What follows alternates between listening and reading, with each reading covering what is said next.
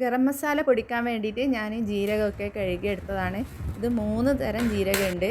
പെരുംജീരകം, നല്ല ജീരകം, പിന്നെ സാജീരകം. ഞാനെപ്പോഴും ഇതേ അളവിൽ തന്നെയാണ് കേട്ടോ പൊടിക്കുന്നത്. നല്ലൊരു രുചിയും മണമുള്ള ഗരം മസാല പൊടിയാണിത്. പിന്നെ നമുക്ക് നല്ല വെയിലുണ്ടെങ്കിൽ ഈ ജീരകം ഒറ്റ ദിവസം കൊണ്ട് ഉണങ്ങിക്കിട്ടും. പിന്നെ ഇതിൽ ചേർക്കേണ്ട ബാക്കി ചേരുവകളും ഞാൻ 1-2 മണിക്കൂർ ഉണക്കിയെടുത്തിട്ടുണ്ട്. ഇത് കഴുകിയിട്ടൊന്നുമില്ല കേട്ടോ. ഇത് പൊടിക്കാനുള്ള ജാറും വെയിലത്ത് വെച്ചിട്ട് ഉണക്കിയെടുക്കണം. ജീരകം ഞാൻ ലോ ഫ്ലെയിമിലിട്ടിട്ട് ഒന്ന് നല്ലോണം ചൂടാക്കി എടുക്കുന്നുണ്ട്. നമ്മൾ കഴുകിയതാണല്ലോ, വെയിലത്തിട്ട് ഉണക്കിയാലും ഒന്ന് ചൂടാക്കി എടുക്കുന്നത് കൊണ്ട് നല്ലതാണ്. എന്നിട്ട് ഇതിലേക്ക് ആ സ്പൈസസും ചേർത്തിട്ട് 1-2 മിനിറ്റ് ചൂടാക്കി എടുക്കാം.